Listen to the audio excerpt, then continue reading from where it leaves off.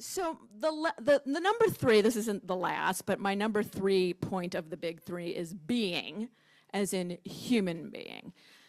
Here's the sad truth. If it's you and another candidate who are equally qualified and you have equally compelling nano narratives, who does your dream boss hire? She hires the person she likes better. She hires the person who she wants to be in the office with for 80 hours. Nobody wants to be in the office for 80 hours, but sometimes it happens, and you have to be prepared for that, and you have to be able to say, I can do that. She has to like you. I mean, you know how it is with work. You see your colleagues more than you see your families, right? So whoever she thinks is going to be the person she wants to hang out with at the office is going to be the person who gets the job. So you have to be a human being. You cannot speak in jargon. You cannot speak in that nonsense language that I trotted out a minute ago, because that's not the language of a real person. So you have to suggest your personality and, even more importantly, your attitude. Your attitude is going to be in every story. It's going to be between the lines in your resume, but you have to be mindful of that. So it's not just about bottom line. It's not just about solving the employer's problems. It's about somebody the employer wants to hang out with, however shallow that may seem. So you want to speak with a human voice. You want to have this is my litmus test. A lot of times you get in through HR. HR is still critical. If you can leapfrog HR, more power to you, but HR is still critical. And you want whoever gets your resume in the HR department to be able to understand every word on it, even if she isn't a specialist in your field. She not only has to understand every word on it, but she wants to have that same vibe. Like, this person's kind of cool. This person has sort of a groovy attitude. I think maybe this is the one I'm going to pass on to my boss. So think about that person in HR as much as you're thinking about your dream boss. The corollary to this is jargon. You do not have to use a lot of jargon. I think people have a tendency to overstate things. There's a tendency to try too hard. When you feel insecure about your skills, you overstate them. You repeat yourself. You use a lot of jargon to prove that you know what you're talking about. It's just not necessary, because if you pick the right target, you have the goods. And you should trust in your skills and in your experiences. And you should tell your prospective employer about those skills and those experiences the way you guys would be telling each other right now around these tables. That's the language to use. So yeah, skip the jargon. It'll be clear that you know what you're talking about even without it. And again, that HR person might not know that jargon, so you're going to shoot yourself in the foot.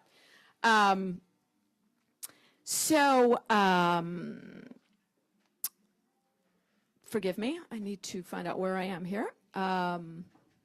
This is the other thing. There's a big bone of contention about how long resumes should be. I'm a one resume gal, and I have gotten people, VP and C-level executives, interviews, people who've worked in the business for 15, 20 years.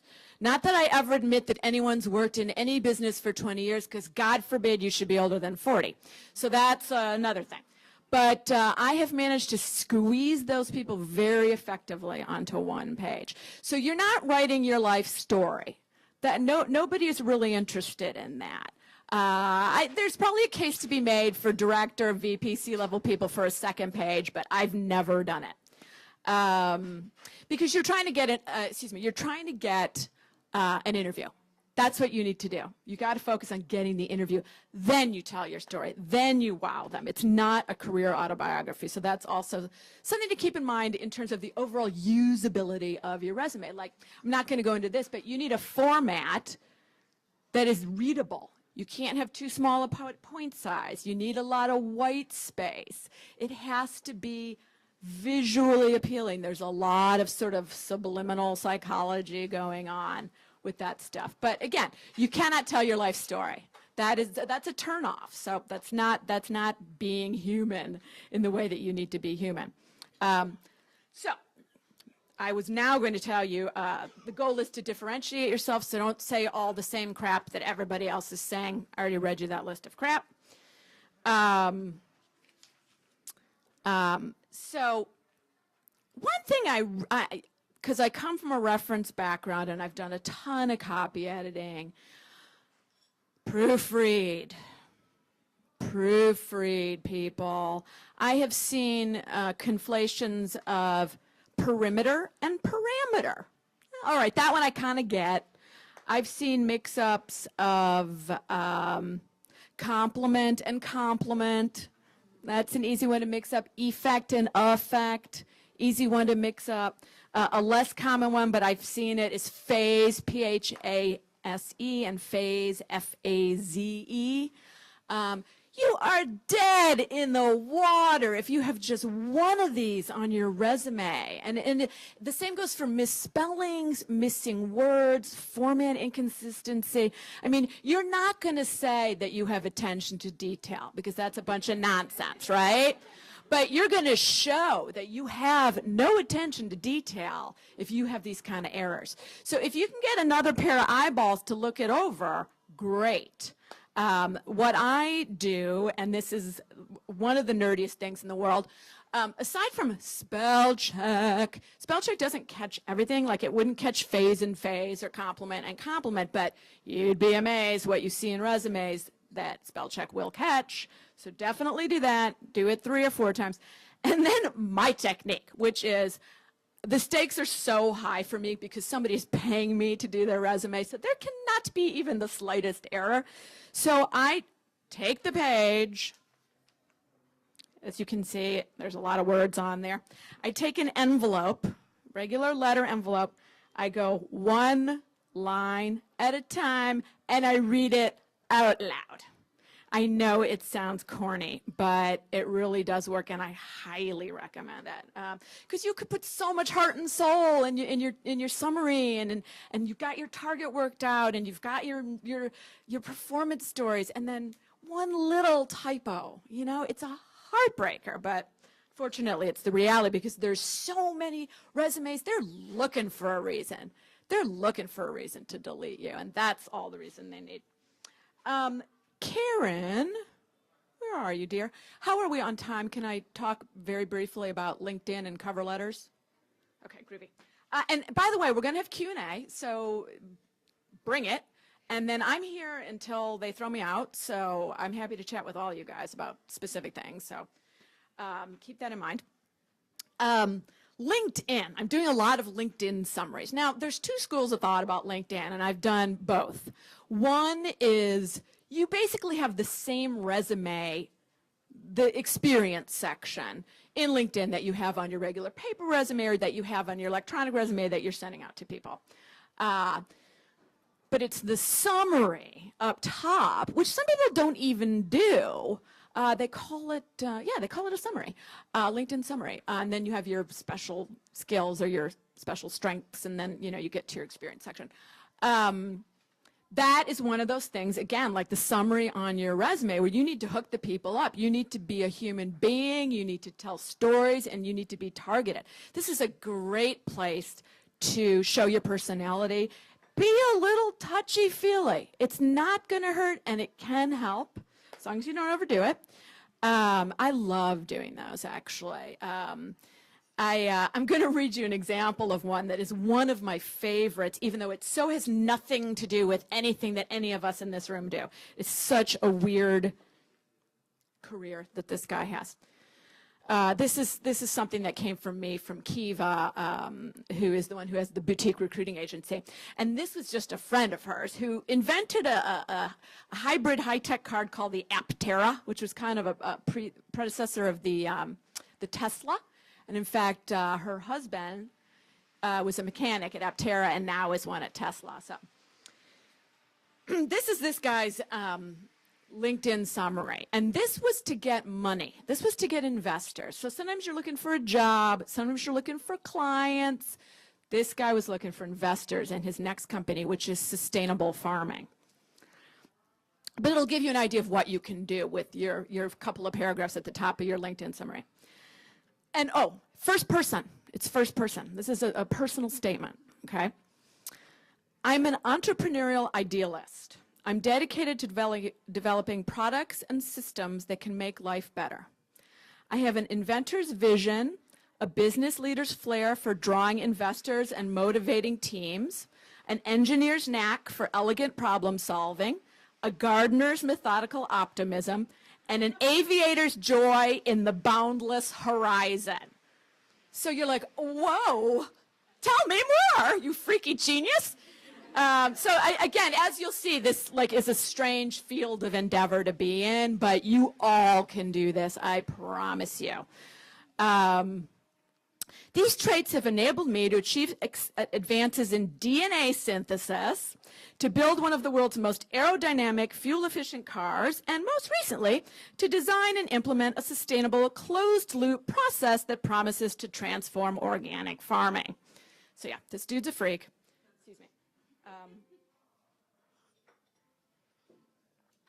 The Museum of Science and Industry called me an innovator, which was a huge honor. Whether I deserve that title or not, I really do want to build things that can change the world. I've made the biggest leaps of my career by getting out of my comfort zone.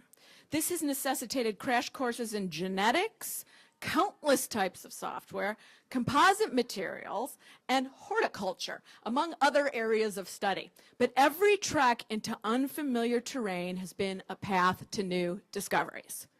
Discoveries is what this guy is about. And he's getting boatloads of money for this new project, which is going to save the world, which is going to end world hunger. Let me just say it. So that's kind of an odd example, but in a way it's instructive because it is so extreme. It tells you sort of where you can go. So I'm going to pass this around too. There are actually 3 other summaries here that I can relate to a little bit better, but they are similar. They're sort of similarly expansive. And it's about showing confidence without being like, an egomaniac narcissist. You can do it. There's definitely some middle ground in there. So I was also going to say that one thing I've done for people for LinkedIn is they don't want a restatement of their resumes. They want color commentary. You can think of the resume as black and white. I like to see my resumes in color, but that was sort of the approach of the various clients who asked me to do this. So it would be kind of like, here's the job title, here's the years I was there. This was my biggest achievement, and this is how I did it. So it's similar to a performance story, a nano narrative, but it's a more prosy, touchy-feely, person-to-person approach to it. So that's an alternative to doing a duplication of your resume on LinkedIn. But for me, it's all about those summaries. I really think that is the real value of LinkedIn, because you can say I. All these resumes you're going to see, no I. There's never any I. That is just one of those unwritten rules. You don't say I. In LinkedIn, you say I like crazy, and you really can build a rapport that way. All right, word about cover letters. There's a huge debate about cover letters. Do I need a cover letter? Yeah, you do. I know it's one other thing for you to do and one other thing for you to customize, but it's one of those situations where if somebody reads it, it can be the difference between you and that other candidate. Say the other candidate didn't have a cover letter or had a crappy cover letter. You're going to get the gig. So you kind of have to cover the base and do it. It's not that hard, though. You start with, okay, this is you got to be a little researchy here. Don't even do Dear Human Resources Representative. You got to find out who the letter's going to. And nowadays, it's possible. You hit your network. You go online. There's a million websites that tell you who the people are in the various jobs.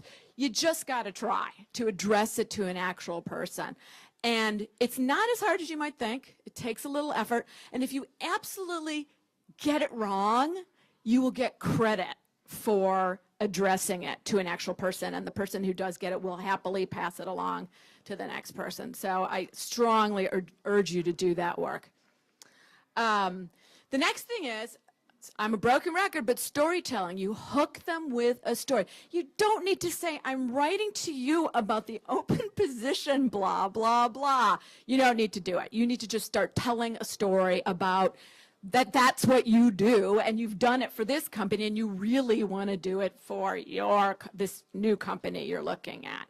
And again, emotional hook. You can be a little touchy-feely. This is how you stand out. This is how you differentiate yourself. This is how you get the person to read on. So once they read on, the formula continues. You want to put 3 what I call have-want pairings. No, want-have pairings. So what do they want? It says right there in the listing what they want. So you take 3 of those things, and you figure out what your corresponding have is. And you write a little story about that have. And you can put them in bullet points. You can have your 3 bullet points. And they will be variations of your performance stories in your resume. They will absolutely be variations. But if you can reword them so they're not exactly what you see in the resume, that will win you some points too. And then you close in a casual, conversational way. I could go on about this stuff, but I'd much rather do it in person. I'm going to call you on this day. Can't wait to talk to you. The end. So some of it is traditional stuff that you know about, but you don't have to reinvent the wheel. These are really the components that you need. Don't go over a page. Don't make the type too small. Have standard margins. All that stuff still applies.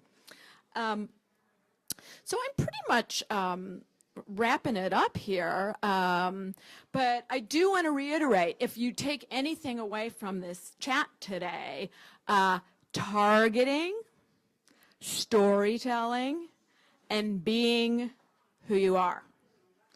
Authenticity. It's really important. And who you are is good enough. It's better than good enough. It's the thing that's going to get you the gig. So don't be afraid to tell it the way you really would tell it.